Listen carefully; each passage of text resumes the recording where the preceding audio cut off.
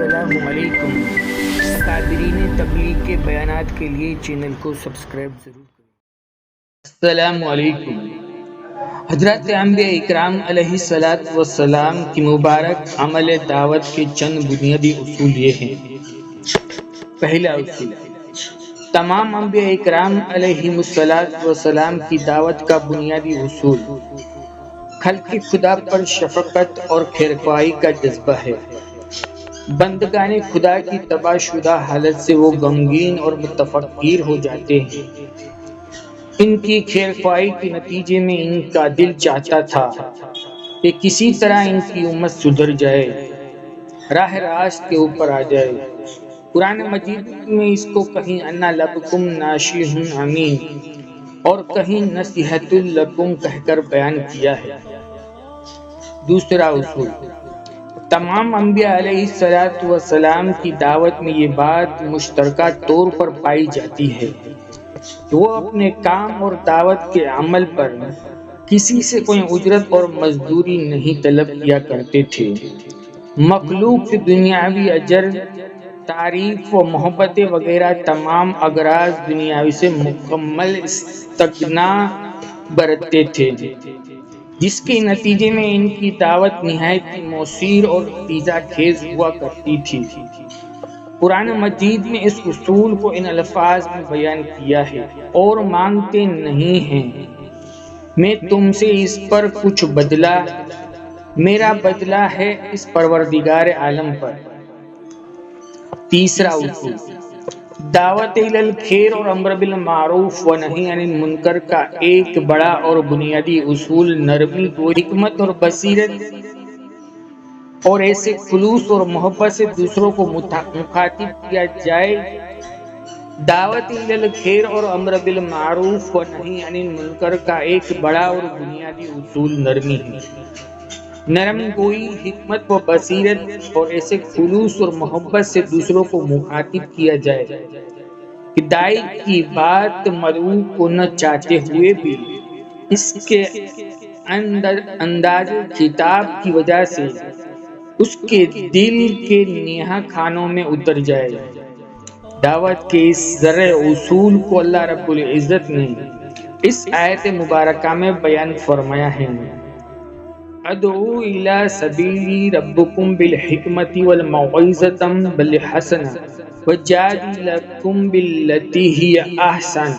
آپ اپنے پروردگار کی طرف لوگوں کو دانشمندی اور اچھی نصیحت کے ذریعے سے دعوت اور بحث و مباحثہ کریں تو وہ بھی خوبی سے، البتہ یہ بات بھی ذہن نشین رہے کہ اس نرمی اور حکمت کا یہ مطلب ہرگز یہ نہیں ہے کہ عقائد اور فرائض میں مداہنت سے کام لیا جائے۔ مداہنت فی الدین بتعلیم قرآن ممنوع ہے۔ چوتھا اصول، دعوت دینے والے داعیان حق کے لیے ضروری ہے کہ وہ دعوت خیر کے سلسلے میں سیرت نبوی صلی اللہ علیہ وسلم سے رہنمائی حاصل کرے اور نہج نبوت کی اتباع کی کوشش کرے۔ حضور اکرم صلی اللہ تعالی علیہ وسلم نے اپنے دعوت کے آغاز میں سب سے پہلے سب سے زیادہ تاکید توحید پر، رسالت یعنی کلمہ لا الہ الا اللہ کی فرمائی تھی۔ جس کے دل اور دماغ میں کلمہ طیبہ کی حقیقت اتر گئی، اس کے لیے احکامات پر عمل پیرا ہونا آسان ہو گیا۔ خود احادیث مبارکہ میں آتا ہے کہ پہلے آیت ترغیب نازل ہوئی، پھر آیات حلال و حرام نازل کی گئی۔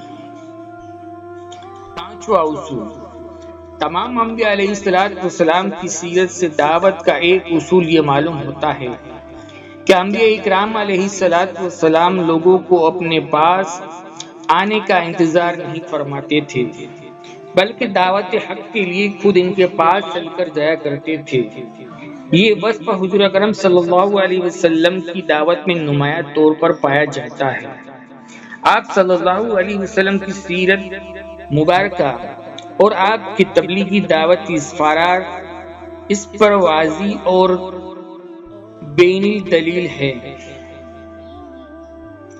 چھٹا اصول، داعی کے لیے دعوت الی الخیر کے سلسلے میں ایک اہم اصول اپنے کاموں کو ترک کر کے ہجرت و خروج کو اختیار کرنا اور پاکیزہ و علمی و عملی ماحول میں جانا بھی ہے، جہاں سے مستفید ہو کر اپنی قوم و قبیلہ و علاقے میں آ کر ان کو فیض یاب کرنا ہے۔ ساتواں اصول: دعوت و تبلیغ کا فریضہ سر انجام دینے والوں کو تعلیم اور تربیت کا زیادہ تر مدار صحبت اسلاف، باہمی تعلیم و تعلم پر ہونا چاہیے۔ ان کی دین دعوت اللہ اور امور دین میں معروف و مشغول ہو اور رات تنہائی میں اپنے خالق اور مالک کے ساتھ مناجات میں شرف ہوا کرے۔ دعوت الخیر کے یہ چند بنیادی اصول ہے، بس دعوت و تبلیغ کی محنت کے مذاکروں اور اصول کے مطابق کام کرے گی تو ان کی محنت نیز نبوت اور اصل اول سے زیادہ قریب تر ہوگی۔ دعوت و تبلیغ کے ان بنیادی اصول کے متعلق حضرت مولانا سید سلیمان ندوی صاحب رحمۃ اللہ علیہ نے حضرت مولانا ابو الحسن ندوی رحمۃ اللہ علیہ کی تصنیف مولانا محمد الیاس اور ان کی دینی دعوت کے مقدمے میں تفصیل سے گفتگو فرمائی ہے۔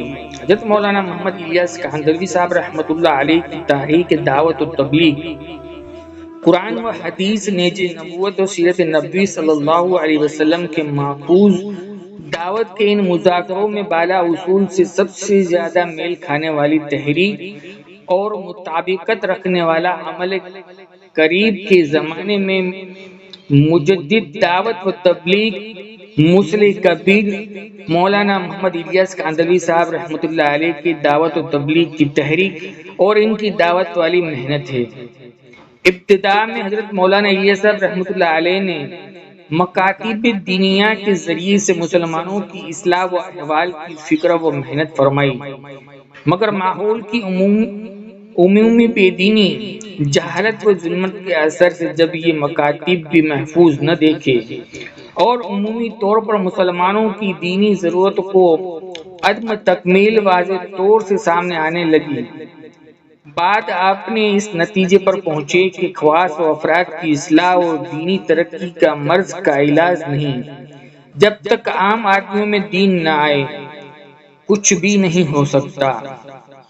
تائید گیبی: چنانچہ جب آپ ہجری 1322 یا 1326 میں دوسرے حج کے لیے تشریف لے گئے اور دوران مدینہ طیبہ میں قیام رہا، وہاں پر یہ پیغام ملا کہ آپ سے کام لیا جائے گا۔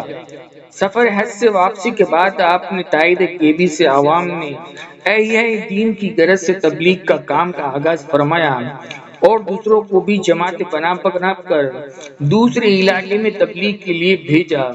یوں اس طرح باقاعدہ جماعتوں کا اللہ کی راہ میں بالغرض دعوت نکلنا شروع ہوا، اور آج الحمدللہ اکابرین دعوت عالمی مرکز بنگلے والی مسجد اور مخلص مسلمانوں کی محنت و کوشش اور راہ شہرگاہی کے توفیل یہ مبارک عمل اطراف عالم کے چپے چپے میں نہ صرف پھیل چکا ہے بلکہ سب روز جاری اور ساری ہے۔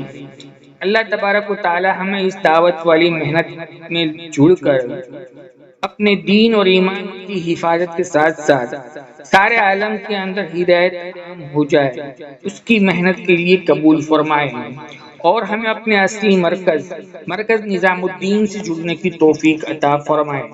آمین یا رب العالمین۔